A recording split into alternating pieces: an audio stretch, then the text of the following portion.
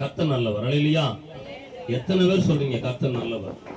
God is, hallelujah, God is குட்னா, கர்த்தர் நல்லவர். அவர் எந்த நேரத்திலும் நல்லவராகவே இருக்கிறார். இந்த நேரத்தில் கர்த்தருடைய வார்த்தைக்கு நேராக போவோம். வாசிக்க வேண்டிய பகுதி ஆதியாகமம் 31ஆம் அதிகாரம். ஏற்கனவே சொல்லியிருக்கிறேன், பைபிள் ஒருத்தர் வாசிக்கும் பொழுது மற்ற எல்லாம் கவனமா கேளுங்க. பைபிள் படிக்க தெரிஞ்சவங்க பின்னாடியே பாருங்க. பைபிள் படிக்க தெரியாதுன்னா படிக்க போறத நல்லா கவனமா கேளுங்க. அல்லேலூயா. ஆதியாகமம் 31ஆம் அதிகாரம் 21ல இருந்து 24 வரைக்கும் வாசிங்க.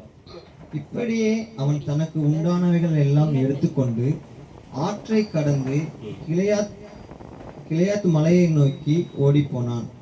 யாக்கோபு ஓடிப்போனது 3ஆம் நாளிலே லாபானுக்கு அறிவிக்கப்பட்டது. அப்பொழுது அவன் தன் சகோதரரை கூட்டிக் கொண்டு 7 நாள் பிரயாண பரியந்தம் அவனை தொடர்ந்து போய் கிளையாத் மலையிலே அவனை கண்டுபிடித்தான்.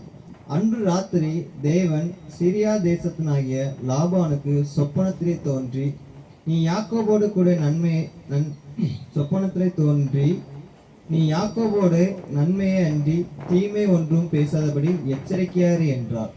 அல்லேலூயா. அல்லேலூயா. இங்க என்னன்னா, ஆபிரகாமுடைய பேரன், அல்லேலூயா, ஈசாக்குடைய மகன் யாக்கோபு, இவனுடைய வாழ்க்கையில நடந்த ஒரு சில காரியங்களை குறித்து இதுல என்ன ஆவிக்குரிய அர்த்த ஆழங்கள் இருக்கிறது அப்படிங்கறது தான் நம்ம மத்தியில பேச போகிறோம். அல்லேலூயா. ரொம்ப கவனமா கேளுங்க. ஆழமான சத்தியம், ஆனா புரிஞ்சுக்கிட்டீங்கன்னா பெரிய விஷயம். அல்லேலூயா. என்னன்னா, ஒரு இடத்துக்கு வேலைக்கு போய் நல்லா சம்பாதிச்சு நிறைய ஆடு மாடுகள் ஒட்டகங்கள், 2 மனைவி, அந்த 2 மனைவிக்கும் 2 அடிமை பெண்கள், அது போக பிள்ளைங்க, இத்தனையும் சவதரித்துட்டு இதுக்கப்புறம் மாமா கிட்ட இருக்க முடியாது, கிளம்பிடுவோம் அப்படின்னு கிளம்பி வாரான். அவன் கிளம்பி வர்ற இடத்துல எங்க இருந்தான்னா கீழையாத் அப்படிங்கிற ஒரு இடத்துல வந்து உட்கார்ந்து இருக்கிறான். மாமாவும் தேடி வந்துட்டார். 3 நாள் கழிச்சு அவருக்கு தகவல் போகுது. 7 நாள் பிரயாணமாய் வந்து கீழையாத் அப்படிங்கிற ஒரு இடத்துல இவனை கண்டுபிடிச்சிட்டு, இப்ப இந்த கீழையாத் அப்படிங்கிற இடத்துல கண்டுபிடிச்சு அந்த இடத்துல 2 பேரும் ஒரு ஒப்பந்தம் போடுறாங்க. அது என்ன ஒப்பந்தம்? கீழையாத்துல வந்து எதற்காக ஒப்பந்தம் போடணும், கீழையாத்துல கர்த்தர் இந்த மனிதனை எதுக்கு அங்க உட்கார வைக்கணும் அப்படிங்கறதெல்லாம் நிறைய விஷயம் இருக்கு. இதெல்லாம் தெரியணும்னா ஒரு சில கதையா நம்ம சொல்லணும். அல்லேலூயா. கதையா சொல்லணும்னா முதலாவது படிக்கிற ஆதியாகமம் 28ஆம் அதிகாரம் 1-2 எடுத்து வாசிங்க. ஆதியாகமம் 28ஆம் அதிகாரம் 1-2. ஈசாக்கு யாக்கோபை அழைத்து அவனை ஆசீர்வதித்து நீ கானானியருடைய குமாரத்திகளில் பெண் கொள்ளாமல் எழுந்து புறப்பட்டு பதான் அராமில் இருக்கிற உன் தாயினுடைய தகப்பனாகிய பெத்துவேலுடைய வீட்டுக்கு போய் அவ்விடத்தில் உன் தாயின் சகோதரனாகிய லாபானின் குமாரத்திக்குள் பெண் கொள் என்று அவனுக்கு கட்டளையிட்டான். அல்லேலூயா. என்னன்னா, இங்க ஏதோ ஒரு விஷயம் நடந்துட்டு 2 பிள்ளைங்களுக்கு சண்டை வரப்போகுது. அதுல 2 பேர் எதுக்கு சண்டை போட்டு மரணிக்கணும் அப்படிங்கிறதுக்காக ஏசாவுக்கும் யாக்கோபுக்கும் சண்டை வரப்போகுது. அப்போ 2 பிள்ளைகள் எதுக்கு மரணிக்கணும்ட்டு தகப்பன் என்ன சொல்றான், நீ எழுந்து புறப்பட்டு பதாம் அராமில் இருக்கிற உன்னுடைய தாயினுடைய தகப்பனாகிய பெத்துவேலுடைய வீட்டுக்கு போய் அங்க உன் மாமா லாபான் வீட்டுல போய் பெண் கொள்ளு அப்படின்னு. அல்லேலூயா. இவனு கிளம்பிட்டான், சமத்தா கிளம்பிட்டான். ஆனா கிளம்பி போற கிலோமீட்டர் தூரம் 1080 கிலோமீட்டர். சொல்லுங்க. இப்ப யாக்கோபு இருந்த இடத்துல இருந்து, கானான்ல இருந்து இந்த பதான் அராம் அப்படிங்கிற இடம் 1050 கிலோமீட்டர்.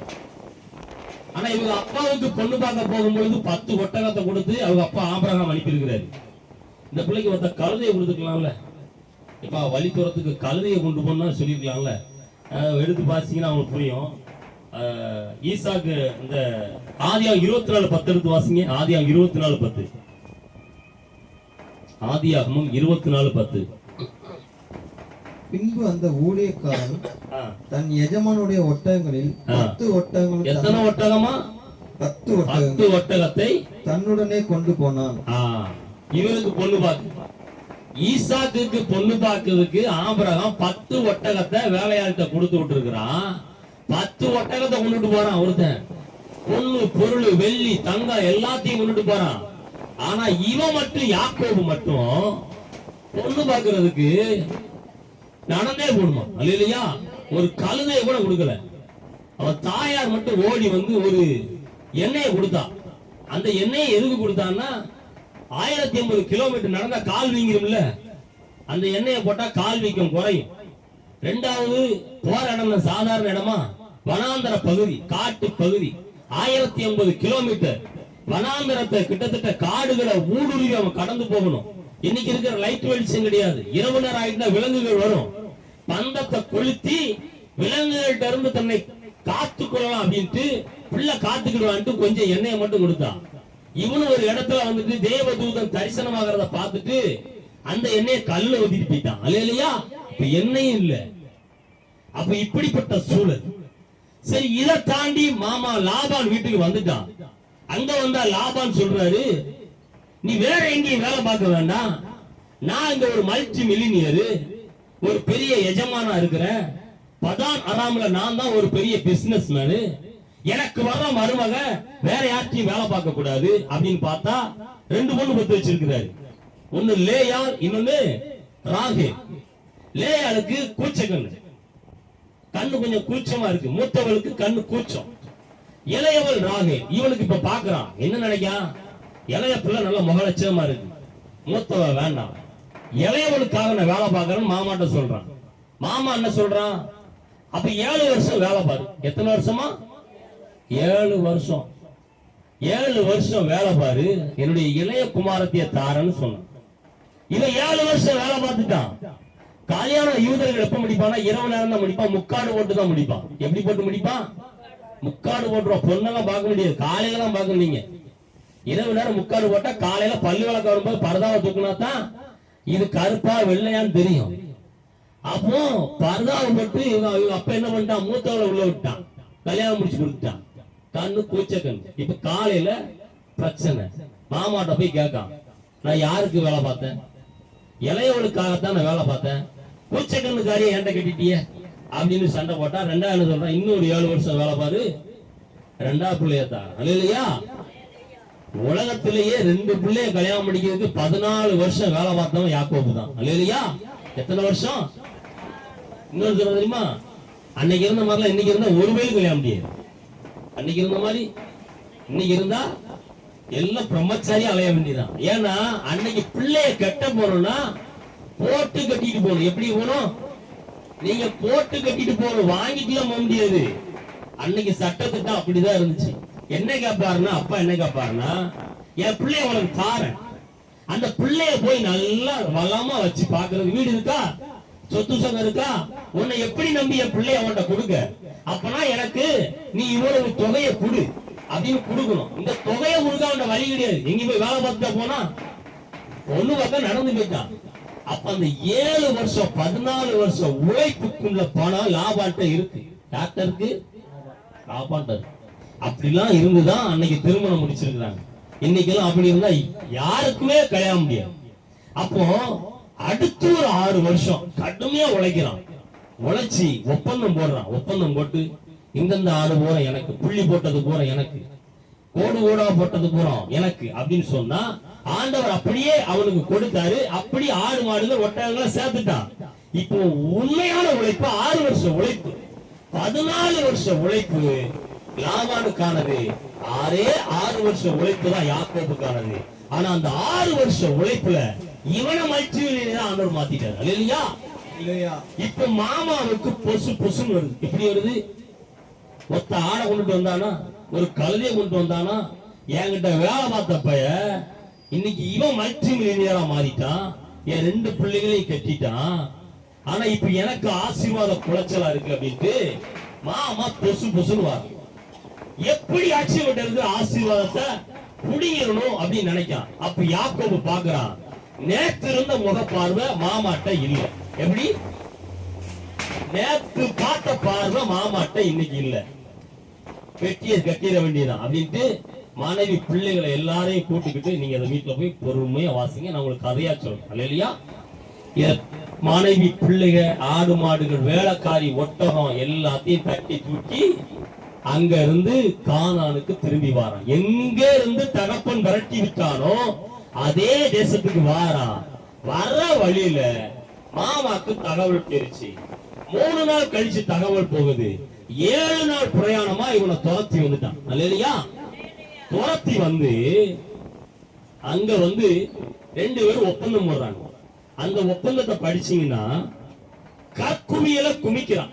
யாரு? லாபான். கற்குவியல குமிக்கிறான். குமிச்சிட்டு அவன் ஒரு பேர் வைக்கிறான். என்ன பேர் வச்சான்? ஜெகர் செக தூதா. சொல்லுங்க. லாபான் கல்ல குவிச்சு வச்சுட்டு அதுக்கு நான் ஒரு பேர் வைக்கிறேன்ட்டு ஜெகர் செக தூதான்னு வச்சான். ஆனா யாக்கோபு, நீ கல்ல குமிச்சு வைக்கிறியா, நான் ஒரு கல்ல குமிச்சு வைக்க வச்சுட்டு இதுக்கு உன் பேர் கிடையாது, நான் ஒரு பேர் வைக்கிறேன், கலையத்துன்னு வச்சான். இல்லையா? இப்போ ஜெகர் செக தூதா அப்படின்னா என்ன பேருனா சாட்சிகளின் குவியல். சொல்லுங்க. சாட்சிகளின் குவியல். ஜெகர் செக தூதா அப்படின்னா சாட்சிகளின் குவியல்.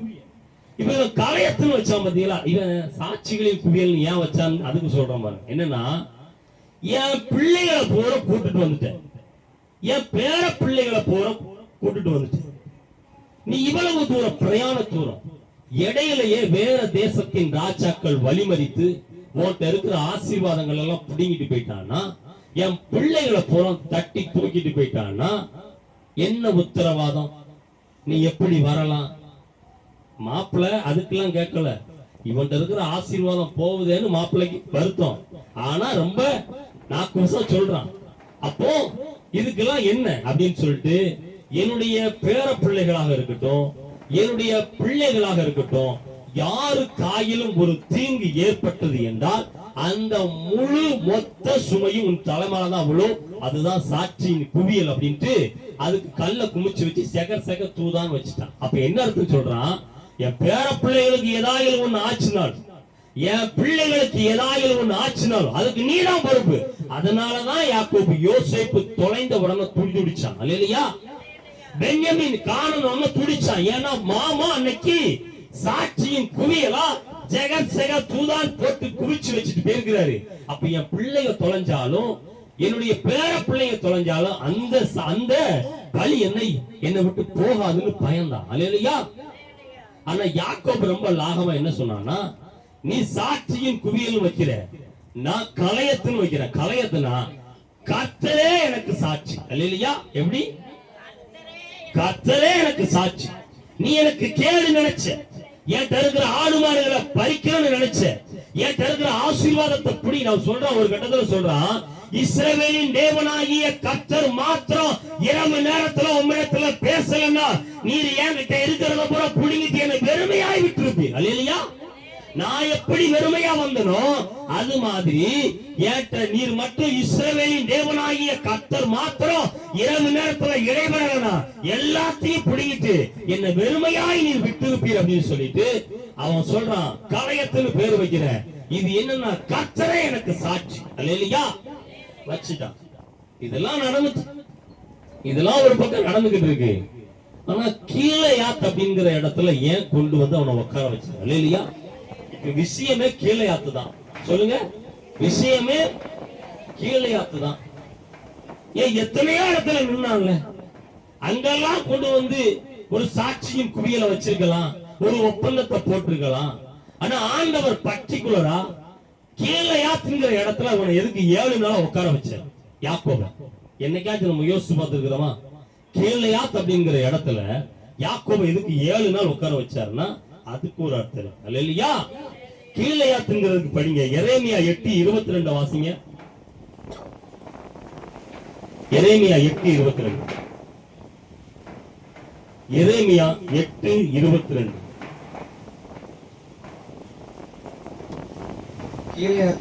கீழையாத்திலே பிசின் தைலம் இல்லையோ, ரணவைத்தியனும் அங்கே இல்லையோ, பின்ன ஏன் என் ஜனமாகிய குமாரத்தி சுஸ்தமாகாமல் போனார் அப்படின்னு எரேமியா தீர்க்கதரிசி சொல்றார். நல்லா கவனமா கேளுங்க. கீழையாத் எதற்கு பேர் போனது அப்படின்னா பிசின் தைலத்துக்கு பேர் போனது. என்னது? பிசின் தைலத்துக்கு பேர். பிசின் தைலத்துக்கு பேர் போனதுதான் கீழையாத். இரண்டாவது எரேமியா 46:11 படிங்க. எரேமியா 46:11. எரேமியா 46:11. எகிப்தின் குமாரத்தியாகிய கன்னியே, எகிப்தின் குமாரத்தியாகிய கன்னியே, நீ கீலேயாத்துக்கு போய் பிசின் தைலம் வாங்கு. பிசின் தைலம் வாங்கி திரளான அவிழ்தங்களை நீ கூட்டுகிறது விருதா. திரளான அவிழ்தங்களை நீ கூட்டுகிறது விருதா. என்ன சொல்றாங்க? திரளான அவிழ்தம்னா நீ மாத்திரை மருந்து கண்ட இடத்துல வாங்காத, நீ நிறைய மருந்து மாத்திரைக்கு போகாத. கீழையாத்துல பிசின் தைலம் இருக்கு, அதை கொண்டு வந்து போடு. உன்னுடைய காயங்கள் ஆறும், உன்கிட்ட இருக்கிற அந்த நொடித்தன்மைகள் மாறும். கட்டிகள்ல சீல் பிதிக்கிட்டு அந்த கீழையாத்தின் அந்த பிசின் தைலத்தை போடு, அது உன் புண்ண பூரா ஆத்துன்னு சொல்றாங்க. சரி, கீழையாத்துல யாக்கோப 7 நாளா ஏன் ஆண்டவர் உட்கார வச்சாருன்னா, கீழையாத் பிசின் தைலத்துக்கு பேர் போனது. இப்ப ஆண்டவர் பாக்குறாரு, ஆண்டவர் என்ன சொல்றாரு? யாக்கோபு, நீ கானான்ல இருந்து பதான் அராமுக்கு போன, உன் தகப்பன் உன்னை விரட்டி விட்டான். அவனுக்கு பெண்ணு பார்க்க போகும் பொழுது 10 ஒட்டகத்தை அவன் அப்ப ஆபிரகாம் கொடுத்து விட்டான். ஆனா உனக்கு உன் அப்ப ஒரு கழுதையை கூட கொடுத்து விடல. அந்த வழி இருக்கும்ல, அந்த ரணம் உன் இருதயத்துல புண்ணா இருக்கும்ல, ஆறா புண்ணா இருக்கும்ல. சரி, அதை கடந்து வந்த நீ லாபான்ட்ட போன, அவன் 2 மூத்தவளை உனக்கு கட்டி வச்சு இளையவளுக்காக வேலை பார்த்த 7 வருஷம். ஆனா அந்த 7 வருஷத்துல மூத்தவளை கட்டி வச்சுட்டு திரும்ப ஒரு 7 வருஷம், 14 வருஷம் நீ மலையிலையும் வெயிலையும் மிகவும் கொடூரமான அந்த பாலைவன தேசத்துல வேலை பார்த்தல. நீ எப்படியெல்லாம் அழுதுருப்ப, நீ எப்படியெல்லாம் நீ வேதனைப்பட்டிருப்ப. அந்த வழிகள் பூரா உன் இருதயத்துக்குள்ள எப்படி ரணமா இருந்திருக்கும். இரு யாக்கோபு, கீழையாத்துல உட்காரு. அது மாத்திரமல்ல, நீ எத்தனையோ ஆடுகளை போறோம் நீ மேய்த்து வந்த. ஆனா களவா போன ஆடுகளை போறோம் உன் மாம லாபா உன்கிட்ட வாங்கினான்ல, நீ எப்படி அழுதுருப்ப. நான் நல்லா தான் ஆடுகளை மேய்ச்சேன், ஆனா ஏன் இருக்கிற ஆடுகள் அவர்கிட்ட இருக்கிற ஆடு ஒண்ணு பறி போச்சுன்னா அதையும் என்கிட்ட கேட்டு வாங்குறாரு. இரவுல கரடி ஓநாய்கள் வந்து ஆட்டை தூக்கிட்டு கடிச்சிட்டு போச்சுன்னா ஏன் ஆடை தூக்கிட்டு பின்னி ஒழுங்கா கண்காணிக்கலன்ட்டு ஏன் இருக்கிற ஆடை தூக்கிட்டு போற. எவ்வளவு வலிவேதனையா இருக்கும். இதெல்லாம் ஆண்டவர் சொல்லி சொல்லி, யாக்கோபு நீ ரொம்ப ரணமா இருக்கிற, உன் இருதயத்துல புண்கள் எல்லாம் ரணமா இருக்கிறது, வேதனையா இருக்கிறது, கட்டிகள் சீல் பிதுக்கப்படாமல் இருக்கிறது.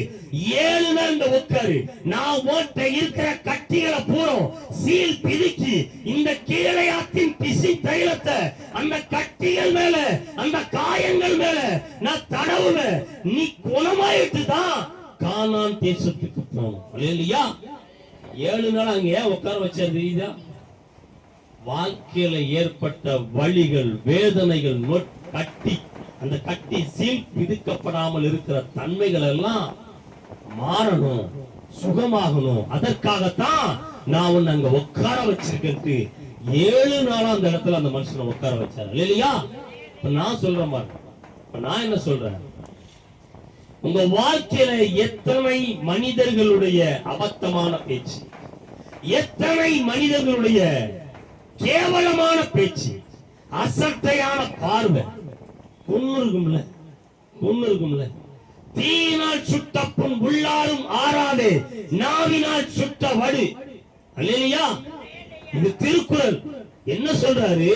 தீயினால ஒரு புண்ண வச்சா கூட அது ஆறினியா, ஆனா நாவால சொல்றான்ல, நாவால பேசிருப்பான்ல, அந்த வார்த்தைகள் பூரா உங்க இருதயத்துல வடுவா காயமா ஆறா புண்ணா இருக்குல்ல. இந்த இடத்துல வந்தது அதுக்காகத்தான். கீழையாத்தின் பிசின் தைலத்தை அந்த காயங்கள்ல இயேசு பூசி உங்களை குணமாக்கித்தான் அனுப்புவார். அல்லேலூயா. இப்போ கீழையாத்தின் பிசின் தைலம் யாரு? அவருதான் இயேசு. அல்லேலூயா. இந்த செய்தியுடைய தலைப்பு என்ன தெரியுமா? என் இயேசு கீழையாத்தின் பிசின் தைலம். சொல்லுங்க, என் இயேசு கீழையாத்தின் பிசின் தைலம். அவர் என் காயங்களை ஆற்றுகிறவர், அவர் என் கட்டிகளை எல்லாம் சீல் பிதுக்கி கீழையாத்தின் பிசினை கொண்டு பூசி என் கட்டிகளை சுகமாக்குகிறவர். அல்லேலூயா. எத்தனை மனுஷன் பேசிப்பான், எல்லாம் வரும். நைட்டு போய் படுத்தா வரும், நைட்டு போய் நீங்க தூங்கும் பொழுது வரும். பிள்ளைகளை குறித்து பேசின பேச்சுகள், உங்க பொருளாதாரத்தை குறித்து பேசின பேச்சுகள், இந்த உப்பு வாடுறது இருக்குல்ல, அந்த உப்பு வாடுற கம்பு இருக்குல்ல, அந்த உப்பு வாடுற கம்பை எடுத்துட்டு அளத்துக்குள்ள போய் அங்கிட்டு எங்கிட்டு போகும் பொழுது அந்த உப்பு பெட்டி இருக்குல்ல, அதெல்லாம் தூக்கிக்கிட்டு அந்த அளத்துக்குள்ள போகும் பொழுது பேசின ஒவ்வொரு வார்த்தைகளும் ஆறாத புண்களாய், ஆறாத வடுவாய் இருதயத்துக்குள்ள இருக்குல்ல, எல்லாவற்றையும் ஒரு நாள் என் கர்த்தர் உங்களை உட்கார வச்சு அந்த பிசிந்தைலத்தை பூசி ஆற்றாமல் விடவே மாட்டார். அல்லேலூயா. ஏனென்றால் அவர் கீழையாத்தின் பிசின் தைலம். அல்லேலூயா. அன்னிமக்கா வந்திருக்க. அல்லேலூயா. என்ன கடந்த நாட்கள்ல அவன் பேசும்போது ஏண்டா நின்று பேசினான்னா பேச்சு வருதை விட கண்ணுல இருந்து கண்ணீர் தான் தாரதாரையா வரும். அல்லேலூயா. பேச்சு வர்றதை விட கண்ணுல இருந்து கண்ணீர் தாரதாரையா வருதுன்னா எவ்வளவு வலி இருந்தா வரும், எவ்வளவு வேதனை இருந்தா வரும். நீங்க யோசிச்சு பாருங்க. ஒரு மனுஷன் நான் பேசிக்கிட்டு இருக்கேன், ஆனா பேசும் பொழுது பேச்சு வர மாட்டேங்குது, ஆனா கண்ணீர் மட்டும் ரெண்டு கண்ணுல இருந்து அப்படியே வலிந்து ஆறா ஓடுதுன்னா அந்த இருதயம் எவ்வளவு ரணமான இருதயமா இருக்கும், அந்த இருதயம் எவ்வளவு காயப்பட்ட இருதயமா இருக்கும். நான் சொல்றேன், இன்னைக்கு அவ வந்திருக்கிறது நல்லது. அந்த கீழையாத்தின் பிசின் தைலத்தை என் இயேசு அவளுக்கு பூசிதான் அனுப்புவார். அல்லேலூயா. அந்த ஆறாத புண்ணு எங்கெல்லாம் போன ஆறல, ஏன் தெரிகிற வடு ஆறல, ஏன் தெரிகிற ரணம் ஆறல. ஒரு நாள் சொல்லாதீங்க, கீழையாத்தின் பிசின் தைலமாகிய இயேசு உங்க காயங்களை ஆட்சிதான் அனுப்புவார். அல்லேலூயா. பொருளாதாரத்துல பேசியிருப்பான், வேலையில பேசியிருப்பான், வியாபாரத்துல பேசியிருப்பான், நீங்க வாகனம் ஓட்டும் போது பேசியிருப்பான், ஒப்பளத்துக்குள்ள நிக்கும் போது பேசியிருப்பான். எந்த பேச்சா இருந்தாலும் எல்லாவற்றையும் அந்த கீழையாத்தின் பிசின் தைலமாகிய இயேசு உங்களுக்கு பூசிதான். 7 நாள் ஒருத்தனை உட்கார வச்சு அவன் புண்ணபுரம் ஆத்தி அனுப்பி இருக்கிறார். அல்லேலூயா. அவங்க 7 நாள் உட்கார்ந்து இருக்கிறான். உட்கார்ந்து இருந்த ஆண்டவரே, இன்னென்ன பேச்செல்லாம் வந்தது ஆண்டவரே, வனாந்தரத்துல பேச்சுப்பட்ட ஆண்டவரே, நான் ஓட்டாண்டியா வந்த ஆண்டவரே. இன்னொன்னு கேளுங்க, இவன் ஒண்ணு இப்போ ஒண்ணு சும்மா வரல, மல்டி மில்லினியரா வந்திருக்கிறான். வெகுமானமா அண்ணன் ஏசாவுக்கு 200 ஆடுகள், 200 ஒட்டகங்கள், 200 ஆடு மாடுகள், ஒட்டகங்கள், ஏராளமான கழுதைகள் எல்லாத்தையும் கொடுத்துட்டு தான் வந்திருக்கிறான். அப்போ இவ்வளவு ஆசீர்வாதத்தை கொடுக்கான அங்க எவ்வளவு இருந்தா கொடுக்க முடியும்? இப்ப நான் சொல்றேன், நான் ரத்னசாமிகளுக்கு ஒரு 10 லட்சம் ரூபாய் கொடுக்கணும்னு வச்சுக்கோங்க, என்கிட்ட குறைஞ்ச 2 கோடி இருந்தாங்க, 10 லட்சம் ஏமா கொடுக்க முடியும்? அப்போ அவ்வளவு கொடுத்திருக்கான்னா அவன்கிட்ட எவ்வளவு இருந்திருக்கும்? அப்போ மல்டி மில்லியனரா வந்திருக்கிறான். ஆனா இருதயம் புண்ணா இருக்கு, இருதயம் ரணமா இருக்கு, இருதயம் வேதனையோட இருக்கு. நான் சொல்ற மாதிரி என் கர்த்தர் ஆசீர்வாதத்தை மாத்திரம் கொடுக்கிறவர் அல்ல, புண்களையும் ரணங்களையும் ஆற்றுகிறவர். அல்லேலூயா. என் கைப்பு ஏராளமா இருக்கு, ஆனா உண்மைதான், ஆனா உன் இருதயம் புண்ணா இருக்கு, உன் இருதயம் ரணமா இருக்கு. பிள்ளைகளை குறித்து மற்றவர்கள் பேசின வார்த்தைகள் ரணமா இருக்கு. எல்லாத்தையும் ஆக்கிட்டு தான் அனுப்புங்க அப்படின்ட்டு 7 நாள் ஒருத்தனை உட்கார வச்சு ஆட்சி அனுப்பி இருக்கிறாருன்னா என் கர்த்தர் எவ்வளவு நல்லவர். ஆரம்பிக்கும் போது சொன்னா God is good, God is good. அவர் நல்லவர். அவர் ஆசீர்வதிக்கவும் தெரியும், என் புண்ண ஆற்றவும் தெரியும், என் கட்டில இருக்கிற சீலப்புறம் பிரிக்கி எடுத்துட்டு அதுல கீழையாத்தின் பிசின் தைலத்தை பூசவும் தெரியும். அல்லேலூயா. எவ்வளவு பெரிய கர்த்தரை நம்ம ஆராதித்துக் கொண்டிருக்கிறோம். அல்லேலூயா. கர்த்தர் நல்லவர்.